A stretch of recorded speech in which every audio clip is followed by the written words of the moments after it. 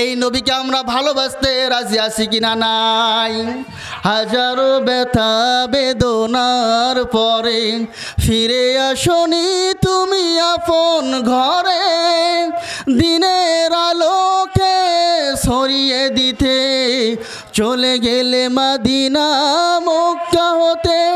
হে রাসূল তোমাকে ভুলি আমি কেমন করে, হে রাসূল তোমাকে ভুলি আমি কেমন করে।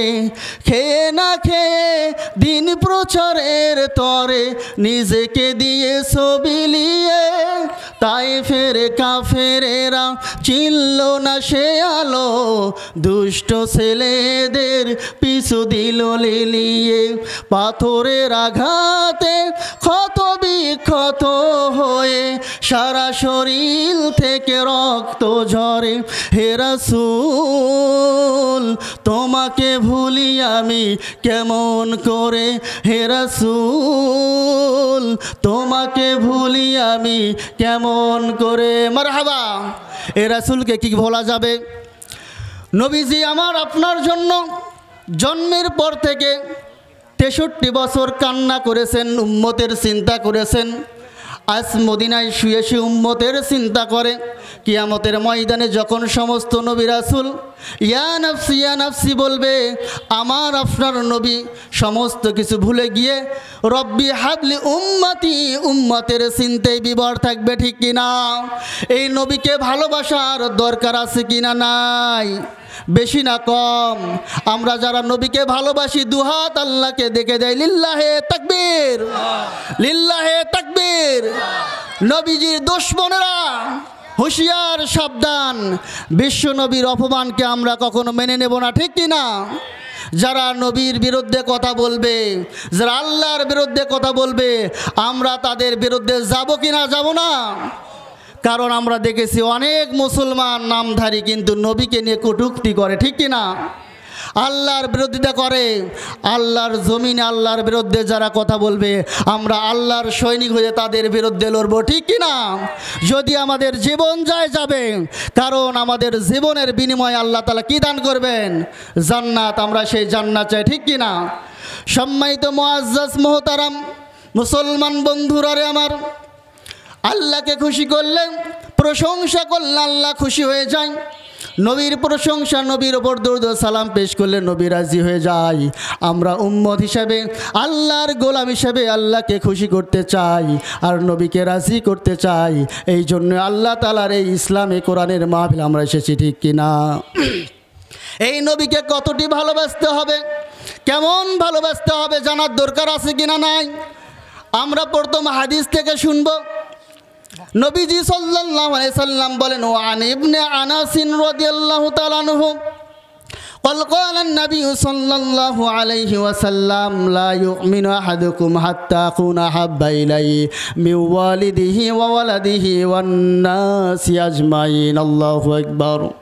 হযরত আনাস ইবনে মালিক রাদিয়াল্লাহু তাআলা আনহু বলেন, قال النبي صلى الله عليه وسلم বিশ্ব নবী জনাবে মুহাম্মদুর রাসূলুল্লাহ সাল্লাল্লাহু আলাইহি সাল্লাম তার পবিত্র জবানে ঘোষণা করেছেন, লা ইউমিনু আহাদুকুম, তোমরা কেউ ঈমানদার হতে পারবে না, হাত্তা আকুনা হাব্বা ইলাইহি, যতক্ষণ না নবীকে তোমরা ভালোবাসবে, মিন ওয়ালিদিহি ওয়া ওয়ালাদিহি ওয়ান নাসি আজমাইন, নিজের সন্তান সন্ততি, নিজের পিতামাতা এবং দুনিয়াতে যত মানুষ আছে এই সমস্ত কিছুর চাইতে যখন নবীকে বেশি ভালোবাসা হবে, তখন একজন পরিপূর্ণ ঈমানদার হবে। তাছাড়া নবীজি বলেছে, তোমরা কখনোই আমি নবীকে সবচাইতে বেশি ভালোবাসা ছাড়া পরিপূর্ণ ঈমানদার হতে পারবে না।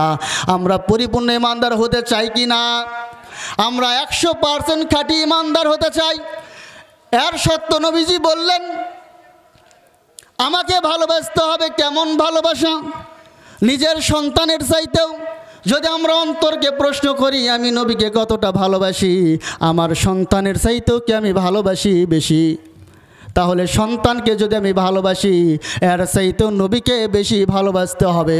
আমি পিতামাতাকে ভালোবাসি, পিতামাতার চাইতেও নবীকে বেশি ভালোবাসতে হবে। এবং দুনিয়াতে যত মানুষ আছে সমস্ত মানুষের চাইতেও আমাদের ভালোবাসতে হবে কাকে?